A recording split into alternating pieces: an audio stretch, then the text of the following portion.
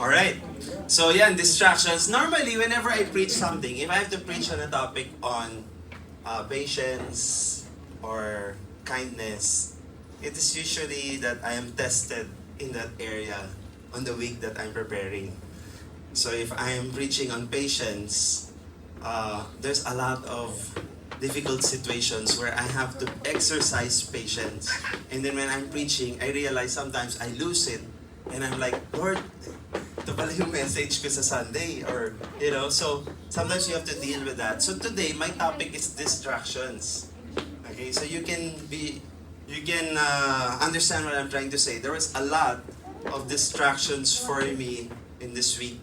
And distractions don't always mean a negative thing. Sometimes we are distracted by things that we have to do. Really, normally as a parent, as a husband, and someone working here in the church as a pastor. So there's a lot of things, and sometimes those are good things, but they can also be distractions. All right. So let me just give you the definition I found for distraction. Distraction is something that distracts. Tama naman, di ba? Parang helpful talaga yung Webster minsan, di ba? So, something that distracts. But I like the second one, an object that directs one's attention away from something else. So you are focused on something, but something takes your attention away from that into something else. Or something that diverts attention away from an intended focus. So you are focused on something.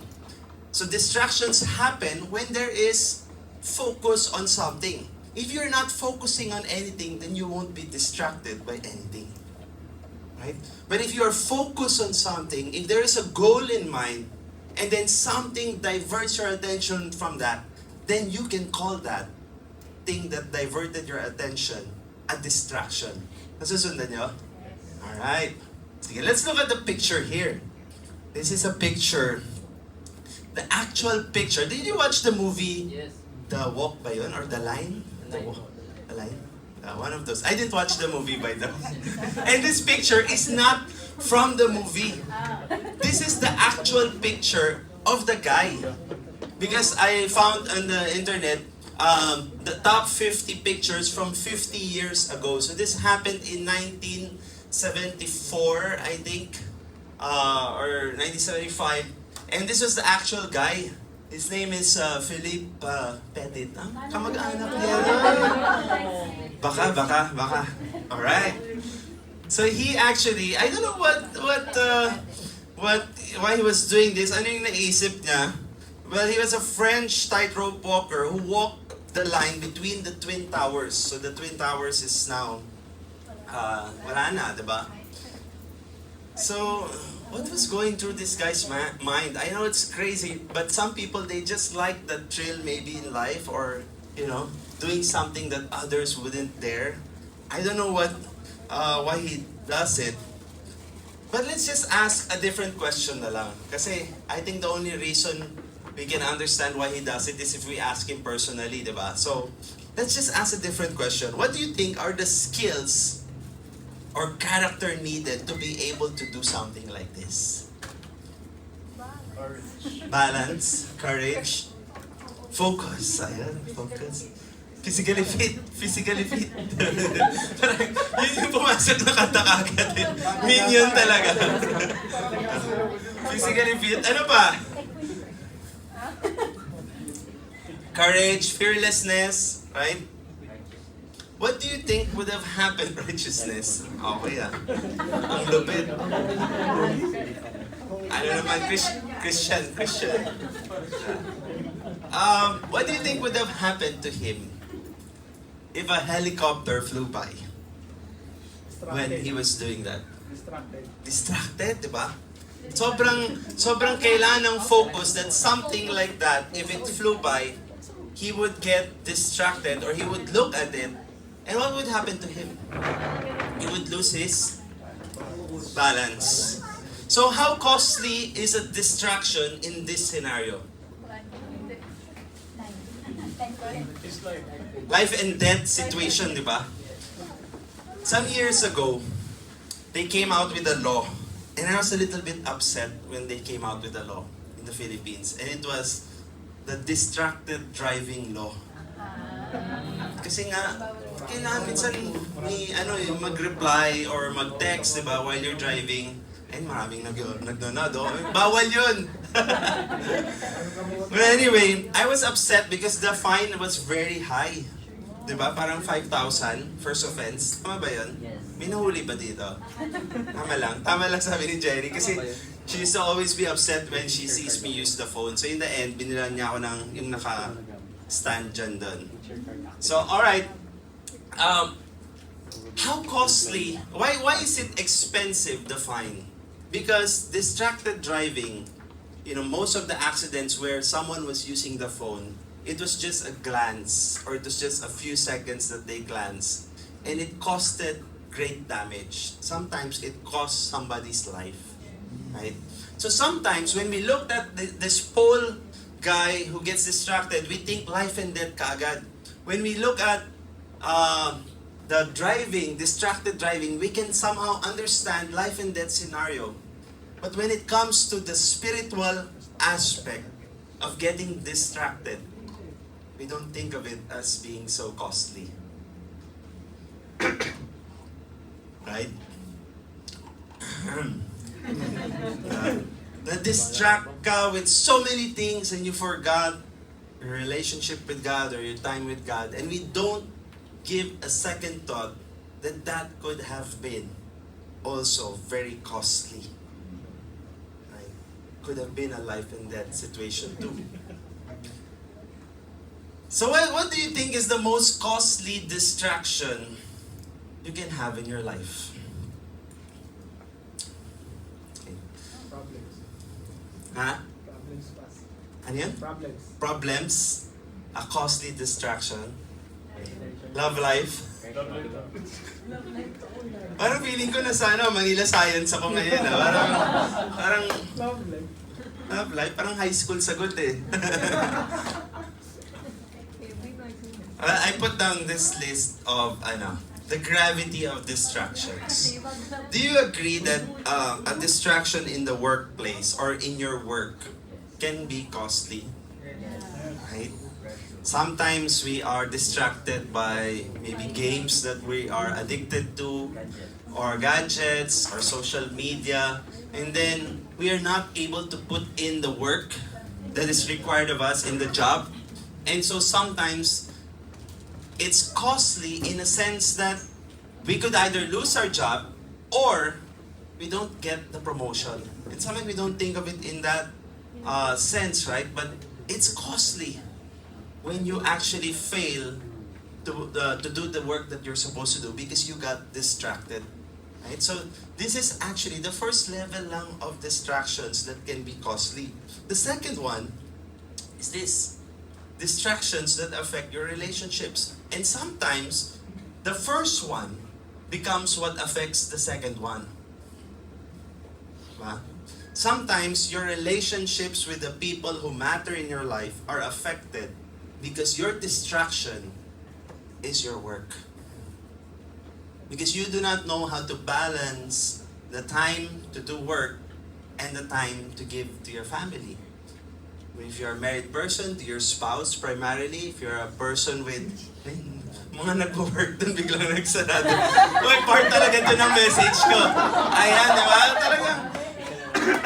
Caught in camera. Distractions yan, distractions. Alright.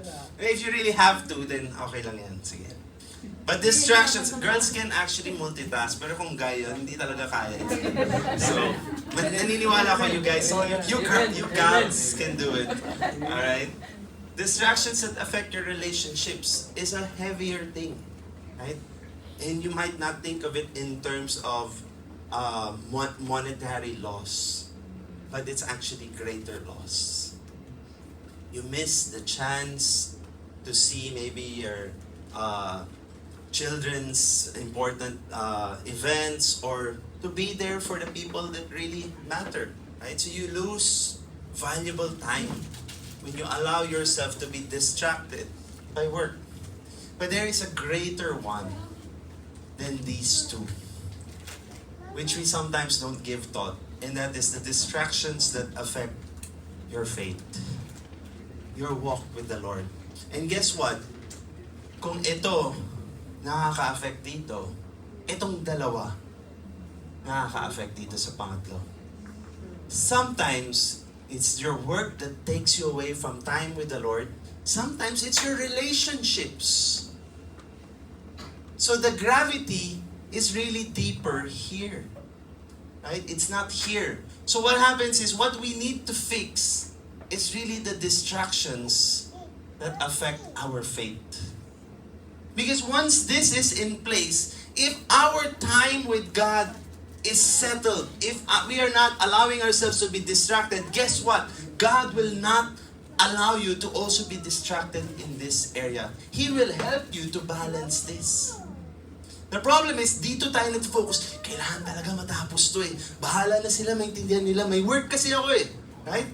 Sometimes this one, the relationships, kailangan kasi, I need to be with my family. Yes, of course, family matters. Right? But, nothing should be higher or have more importance than your relationship with God. So sometimes these are good things. Work is a good thing if you have work.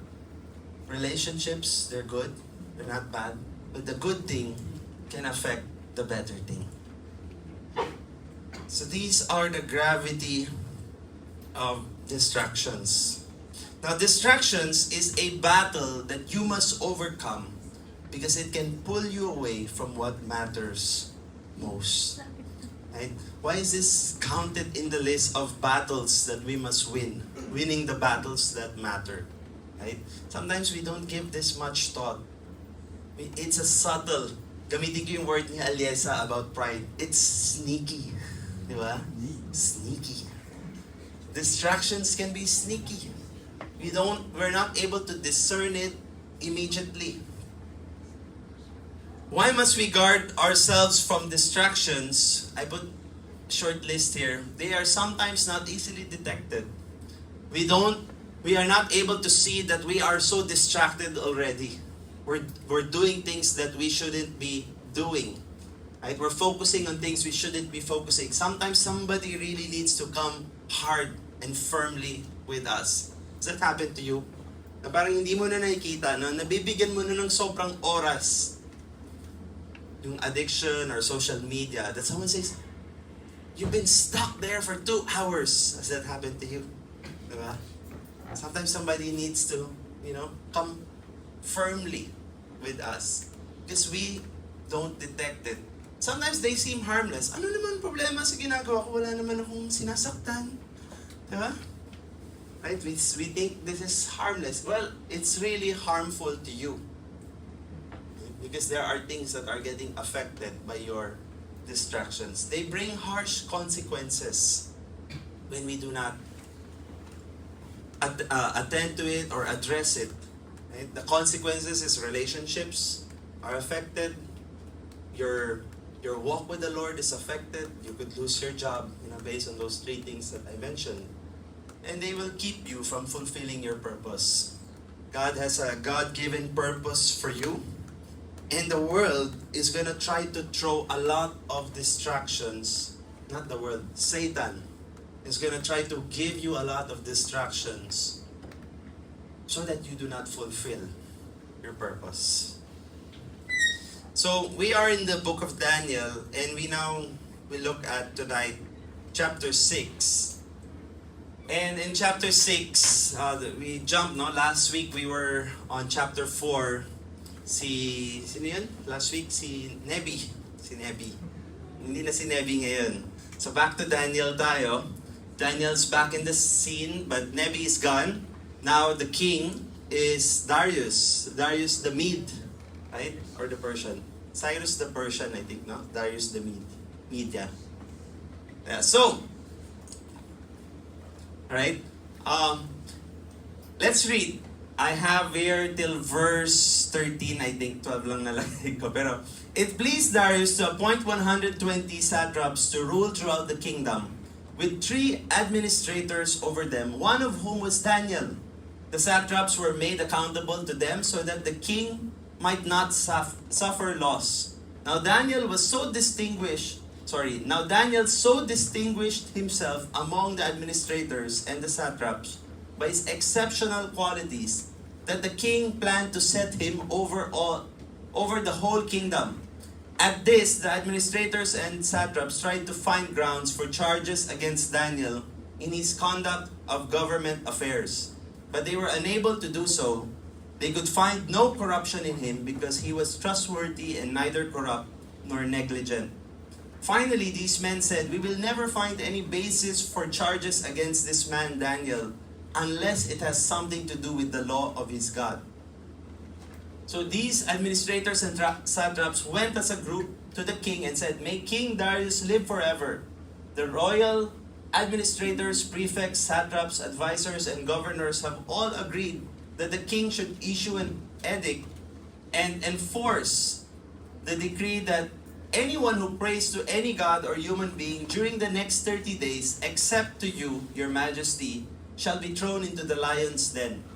Now your majesty issued the decree and put it in writing so that it cannot be altered in accordance with the law of the Medes and the Persians, which cannot be repealed. That was a practice when the Medes and the Persians would pass a law, it could not be taken back.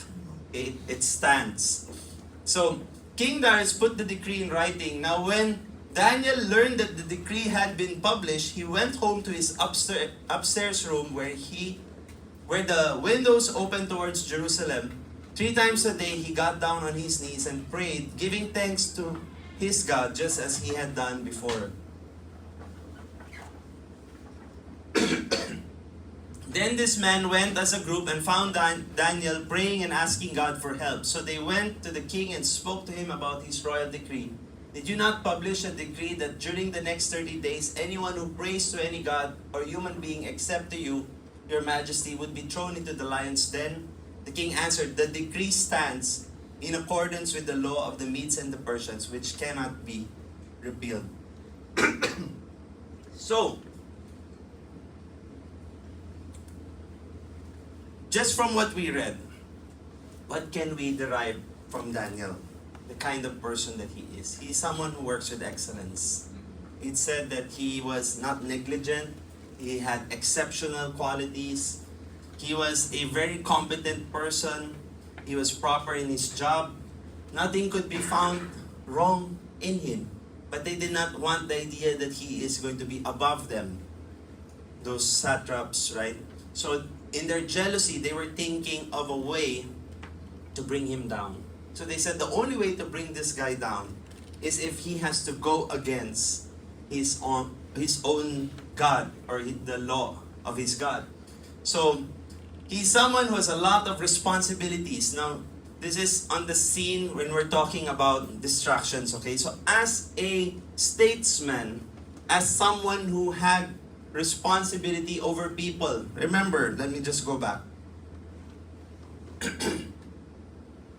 There were 120 satraps, and there were 3 administrators over them, one of whom was Daniel. So Daniel is in charge of how many people? 40.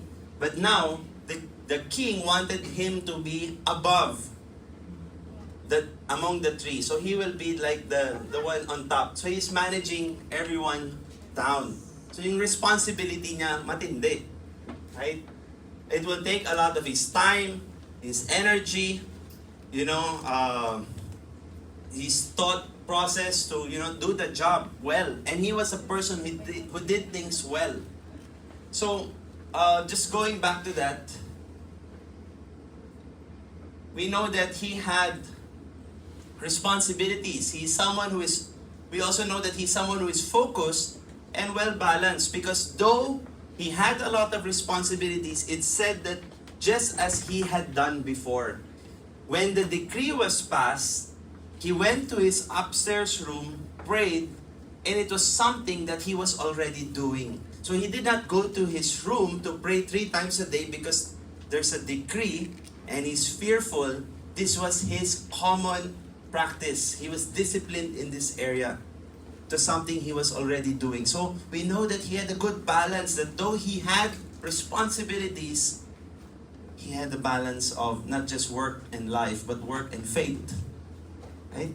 He's someone who is God-fearing, because instead of fearing the king with such a decree, the first thing he did was to fear God, to go before God, to go on his knees and pray. So we know that he is God-fearing. Discernment is needed when deciding if something has become a distraction in our life. So, going back to the idea of distraction, okay, sometimes we need to understand when something has the potential to be a distraction. In this case, Daniel had a job. Sometimes we never consider our jobs a distraction. Now in that job, and the people around there, they had plot against him. Now comes a second overlapping distraction of a threat on his life. Right? But he had the discernment to see that all of these things are a distraction because they are trying to pull me away from what really matters in my life. So instead of reacting to what they are doing to him, he goes back to his regular routine of his walk with the Lord, his time with the Lord, and he goes and prays. That is important for us to have that discernment. Many times we get caught up by the threats or the problems or the things that are happening around us that we forget the most important thing. Daniel did not forget that. Okay? He had the discernment. I like this quote by Charles Spurgeon. Charles Spurgeon said, "Discernment is not a matter of telling the difference between right and wrong. Rather, it is telling the difference between right and almost right." Right? Sometimes there are two good things, and we need discernment to know which is the better thing. Doing his job would have been a good thing, but because it dishonored God, so he would not follow that, of course. But the time that it took to do his job, he did not forget the time to serve the Lord. In fact, that's where they tried to trap him, because he will not break his faith in God. Daniel didn't let his work stop him from doing what's truly important in his life. I know some of you are readers, and I would like to do a book reco. Okay, sharing this book, because I was reminded of this book that I read a long time ago. The Screw Tape Letters. How many of you have read this? Ayun, huh? You have the book, but you haven't read it yet. It's a good book. Yeah. So, sorry, ito yung ano. Ayan. So if you'll see this, A View of Our World from the Dark Depths of Hell. It's a book written from a different perspective. So just to give you a background, C.S. Lewis wrote a book. You know that there's a spiritual warfare going on, right? In the heavenly realms, there's a Ephesians chapter 6 tells us that there's a spiritual battle taking place. And there are demons, there are principalities in this air that are trying to take hold of you. And you need to stand firm with the armor of God. Right? So here, he gives a perspective from the demons. And so the demons, there is a senior demon called Screwtape. And his nephew is Wormwood. And he's writing letters to Wormwood, advising him how to handle the Christian guy that he's watching over. So the book has a lot of themes on distraction. In the Screwtape letter, C.S. Lewis writes about how demons don't need to make people reject God outright. They just need to keep them preoccupied with trivial things. So I want to give you some excerpts from that book. Okay, so there's a total of 31 letters that he writes, and just to give you some excerpts. So from letter number 12, okay, babasahin ko lang. It says here, so this is the senior demon talking to the junior demon, and he's telling him, you will find that anything or nothing is sufficient to attract his wandering attention. Talking about the Christian. You no longer need a good book, which he really likes, to keep him from his prayers or his work or his sleep. A column of advertisements in yesterday's paper will do. You can make him waste his time not only in conversation he enjoys with people whom he likes, but in conversations with those he cares nothing about on subjects that bore him. You can make him do nothing at all for long periods. And when I was reading this, I realized when this book was written, there was no Facebook yet.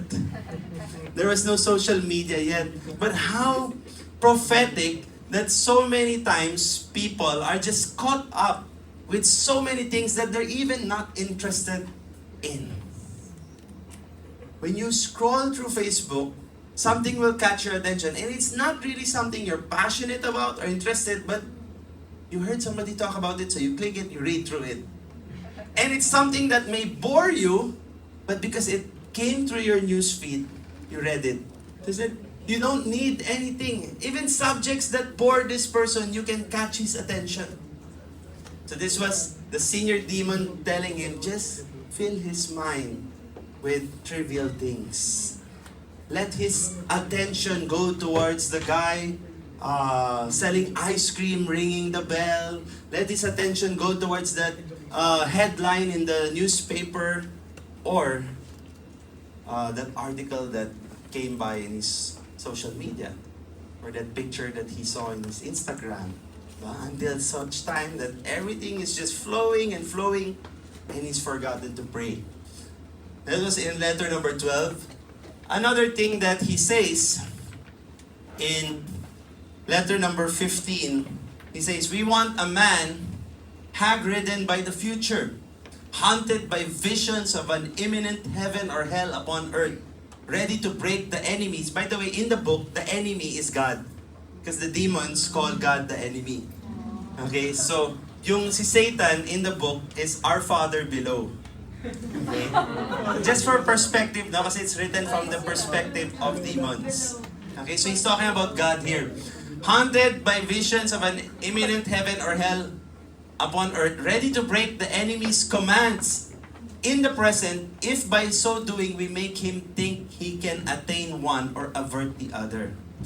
So, keep his mind focused on things that might happen in the future, to the point that he will be able to break the enemy, which means God's commands, right?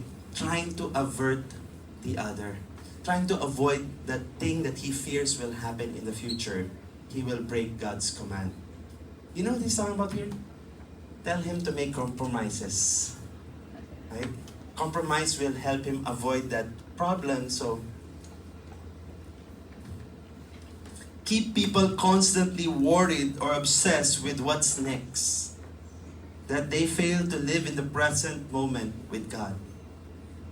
So sometimes distractions are not just those things that we are seeing, but the things that are running through our head that we can't seem to let go. Things in the future, our worries, our anxieties. And just another one. Okay.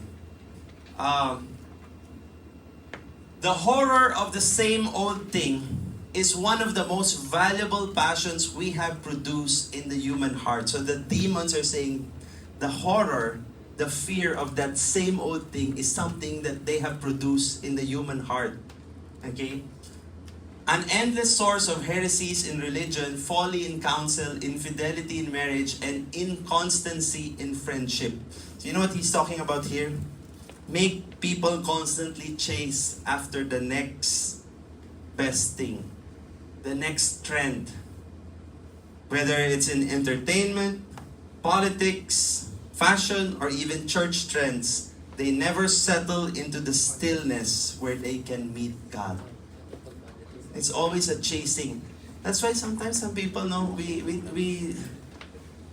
I like the words that he uses, the horror of the same old thing. Sometimes we are so fearful that we're left behind, that we're stuck with the same old thing. You know, I have my cell phone for the longest time. This is my longest running cell phone. And I love it. And I promise myself, I'll change it only when it breaks. Or when hindi na ako maka-update ng app. Which is malapit na, I think. So, but what I'm trying to say is sometimes we get caught up na luma na yung gadget natin. We have to change. We have to keep up with the times. And from the demon's perspective, it's a fiction, it's a work of fiction, but keep him hooked on trying to get the next thing. Because why? When they're always pursuing the next thing, they'll forget to meet with God. It becomes a distraction. Distraction, not destruction. Distraction. Alright? The enemy doesn't always destroy us with sin. Sometimes he just keeps us busy enough to ignore God. Okay? Just get busy enough to ignore God. And then he does not have to bother with you. Diba? You're not a threat he has you in his pocket because you're not really connected with your Maker. Modern day distractions, okay? Some of the modern day distractions, digital overload, and sometimes because of the work, we're always constantly in the computer, in the internet, with websites, and there's too much information, right? Too much info can be a distraction. Busyness and overcommitments, right? We fill our schedules, our calendars, we fill it with so many things that it becomes a distraction in our time with the Lord. Too much work, too little time, and then we say we don't have time for God. God gave us 24 hours. He controls the 24 hours really. But we think that we have it in our, we have to maximize the time. We need to get the work done. Worry and anxiety, too much to handle, right? Becomes a distraction. Entertainment and leisure. Of course, we need a certain dose of entertainment, otherwise we might go crazy sometimes, so there should be some balance. You need to take vacation every now and then. It's not just all work. There's some time, but sometimes there's an extreme of this where we have too much fun, or we look for so much of leisure and entertainment that we skip time with the Lord. Negative circles, Of course, we are all in this community, Christian community, but you're also part of different communities, right? And some of those communities might not be Christian, and there might be pressures in those communities. Earlier today in Manila Science, I was asked with a question after my talk. Someone asked a good question, and they said, "What will I do if I am with a different community of people that do not really love the Lord and I am constantly pushed away?" So I said, whoever asked, kasi I think it was anonymous, the person did not raise up, so I was reading from the paper. So I said, whoever asked this question might be thinking about the future, because they were high school students. So I said, maybe you move to another place, another country, and of course when you go to that country, you might not be with a community of believers or Christians. So I said, it's very important because wherever you go, God has people there. There is a community of Christians there. It's your job to find that community and be a part of it, because that will become your balance. Right? If you are not a part of this community and you are only a part of another community and you don't have any Christian community, guess what? Social pressure will always beat you. Why? Because you will not have that moral fortitude to say no. When they put on the pressure, there will be nothing holding you back because you are really not part of any Christian community. But sometimes when you're part of a Christian community, you'll be able to say, you know what, I'll join you. Manood tayo ng sine, let's do that. Pero doon hindi na ako sasama. Why? Because there is a community that you're a part of that's holding you back and saying, that's not really who I am. That's not really my community. So you'll say no to that thing that is not pleasing to the Lord. Right? But if you don't have a Christian community, that's how important a community like this is. Because it keeps us strong. Sometimes when we're all alone, we give in to the pressure. But when you have a community that you belong to, you can take a stand. Okay?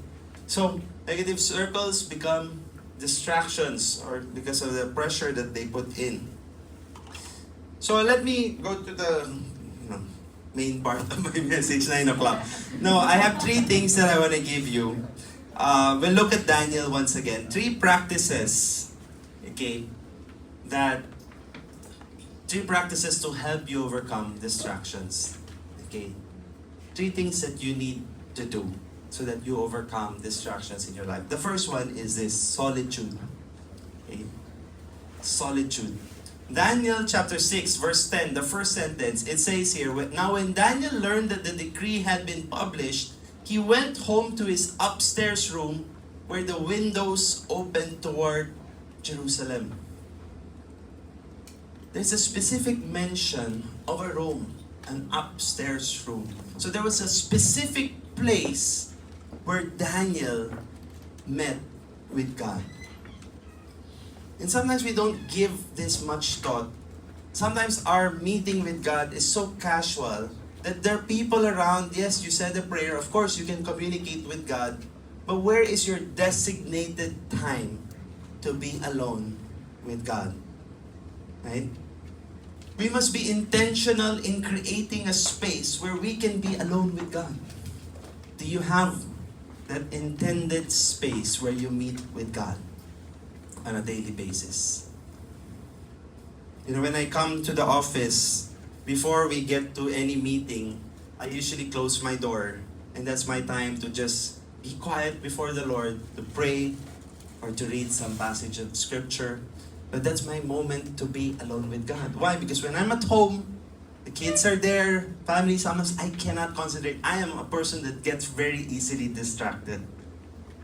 And I can admit to that. My wife will also agree to that. I very quickly get distracted. So I need that close space. During the rest of the day, there's a lot of meetings, so there's lunch where we gather in the pantry area, so there's a lot of conversation. I would not be able to have that time anymore. My wife has her personal space also in her office. There's a room there that is meant for, anong tawag sa room na yun? Private room. Okay. There you go, private room. To have a private time, diba? So, but she uses it to be with the Lord. She uses that time to have a devotional, to read passage, to listen to a scripture. That's her time with God, away from the crowds. Okay? We need to have an intentional space. If we are going to overcome distractions in our life, the distractions will always be there, but you need to be intentional with your time with God. Sometimes even church and ministry can become a distraction. Agree ba kayo doon? Diba? Ang daming gagawin sa church pero hindi nakapag-time with God. Okay? So it can become a distraction. Matthew chapter 6 verse 5 to 6, Jesus says here, "But when you pray, do not be like the hypocrites, for they love to pray standing in the synagogues and on the street corners, to be seen by others. Truly I tell you, they have received the reward in full. But when you pray, go into your room, close the door, and pray to your Father who is unseen. Then your Father who sees what is done in secret will reward you." So Jesus was talking to, mainly targeting maybe through this sermon, the Pharisees who had a very public spiritual life. But they did not have a private connection with God. So he said, all that praying in public, that does nothing if you have no time with God. So he's saying, if you're gonna pray, you'd rather do this. Go to the room, and I like that it says there, close the door. Diba? Kasi minsan pag open pa yung door, diba? May distractions pa rin sa labas. Leave your cell phone out. Kasi the cell phone can be a distraction. Right? If you're doing devotion with God, through your phone, naku, ang daming notification. Distraction. So, Jesus says this. Jesus also practiced this in His time. Mark chapter 1, verse 35. You know, in Mark chapter 1, it's such a busy day for Jesus. If you read Mark chapter 1, there's so many things that takes place. In fact, Mark chapter 1 is a very long chapter. But despite all that happened to Jesus on that day, no matter how tired He was, it says, very early in the morning, while it was still dark, Jesus got up, left the house, and went off to a solitary place. Madilim pa. So, my thinking here is that He took a lot of time to be away. Kasi madilim pa eh. So, there's about maybe an hour or an hour and a half to 2 hours before the sun would rise. But He took that time to be alone. Everyone is asleep. No one is gonna disrupt Him. And what did He do? He prayed. Solitude means being alone with God for lengthy periods of time. Because the distractions of human contact lingers long after it's over. When you are with somebody, or let's say you are here today, okay? And so you decide to have a time with God after this meeting. Guess what? You cannot concentrate. Why? Because you had so many human contact, you had so many conversations in this place today, and it's not forgotten when you walked out. You're thinking, yung sinabi ni Pastor kanina, yung sinabi ni Kate kanina, yung pinag-usapan namin ni Jorel kanina, right? All of those things, it's just replaying in your mind. So, the contact that you have, it stays a while. Human contact does not disappear or vanish immediately. It lingers. So if you really want to be with the Lord, sometimes you need to wait for a while. Kasi sometimes ayaw natin ng quiet time with God and we're in a hurry. 10 minutes have passed, pwede na to. Diba? Pwede na, pero wala ka nga narinig. Wala ka nga na, there was nothing there. So sometimes you need to make that quiet time and just be quiet.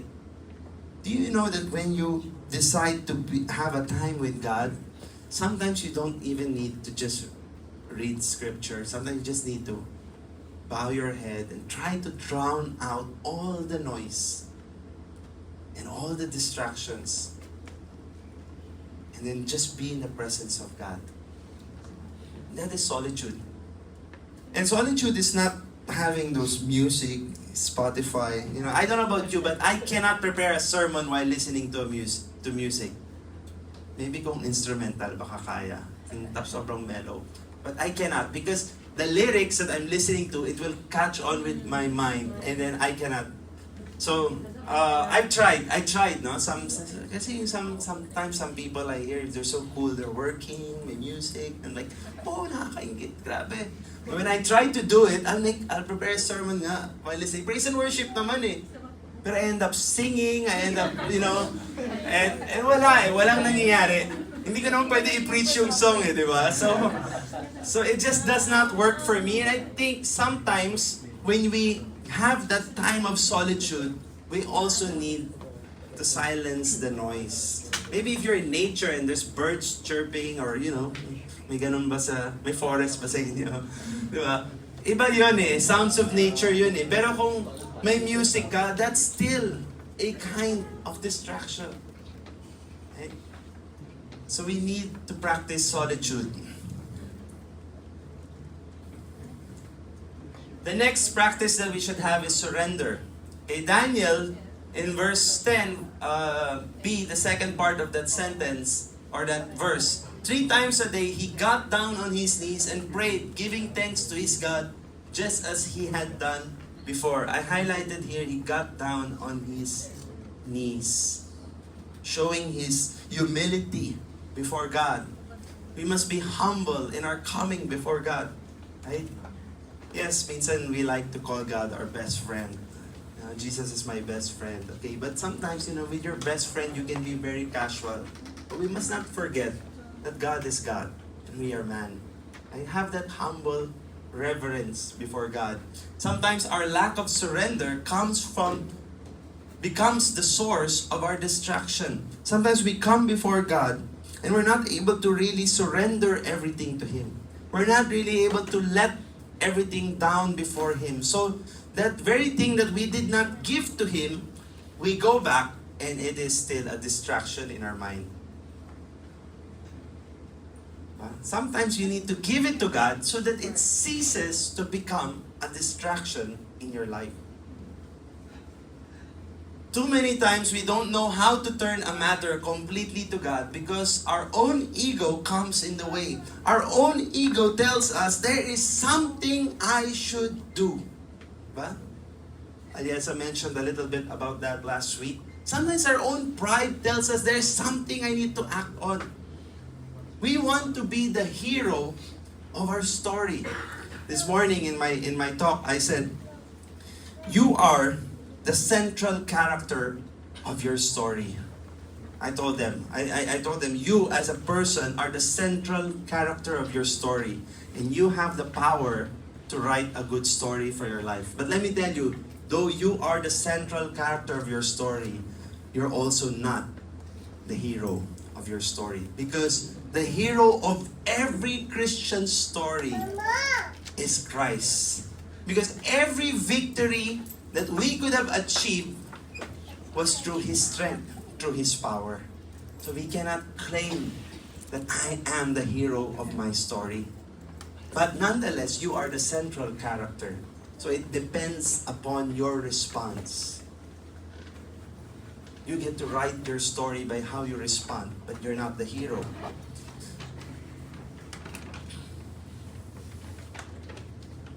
I like this verse from Proverbs 3, verse 5 to 6. Trust in the Lord with all your heart and lean not on your own understanding.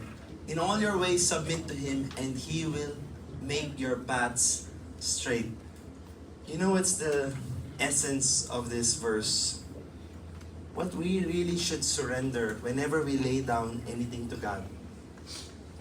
We should surrender our will. Because it's our will that fights. It's our will. We want our will. Sometimes it's not just, I have a slide there. Practicing surrender is hard because it's more than just laying down the problem to God. It's laying aside of our will to follow His. Yan ang totoong surrender. Sometimes we say we want to surrender our problems.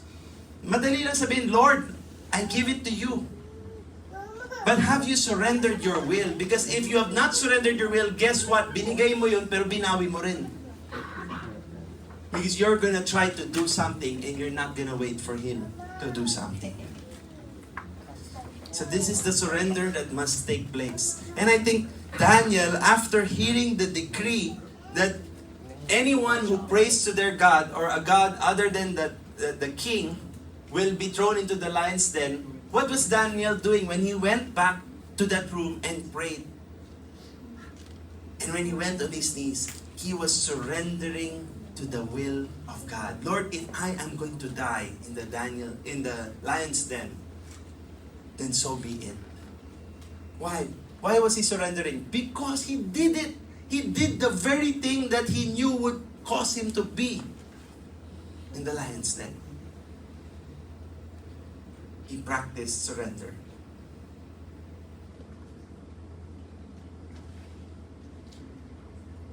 The third one is stillness. Here's the thing. We cannot be still unless we have developed the practice of solitude and surrender. Madali lang sabihin na be still. Be still. If you do not have a discipline of solitude with God, time with God, if you do not have the practice of surrendering your will to God, how can you be still when you are faced with a problem? Where would you draw the strength or the peace in your mind or in your heart to be still? The discipline of solitude is what gets you there. And look at Daniel. So the king, I'm jumping to verse 16. So the king gave the order, and they brought Daniel and threw him into the lion's den. The king said to Daniel, "May your God, whom you serve, continually rescue you." And then the king could not sleep that night. The king, it was covered, the den was covered, and it was marked with his ring, because the decree could not be repealed. But he could not sleep. Interesting that Daniel was at peace, but the king was not. Daniel was still, but the king was not. And first thing in the morning, he goes and he looks out. He calls out for Daniel. "Daniel, are you still there? Did the God that you serve save you?" And Daniel says, "Yes.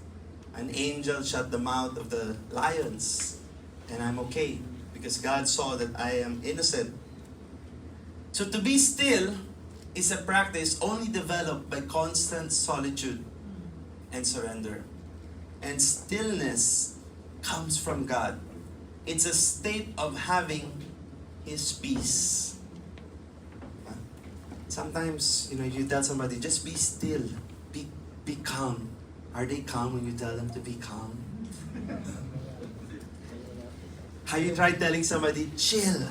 Did they become chill? It's hard. Why? Because for a person to have peace in their heart, it requires a lot of other things first. Diba? In Exodus, I'm almost at the end, don't worry. I know medyo overtime ako, pero overtime din kayo sa prison worship. Bawi rin, Alright, I'm almost at the end, guys. Exodus 14, verse 14. This is a statement that Moses makes to one guy who was complaining. Okay? Moses says, "The Lord will fight for you. You need only to be still." When does Moses say this? Do you know what happens in Exodus 14, verse 14? Parting of the Red Sea. Very good. Okay. So, the Israelites had just witnessed the 10 plagues. They saw the power of God. And so finally, Pharaoh says, "Go."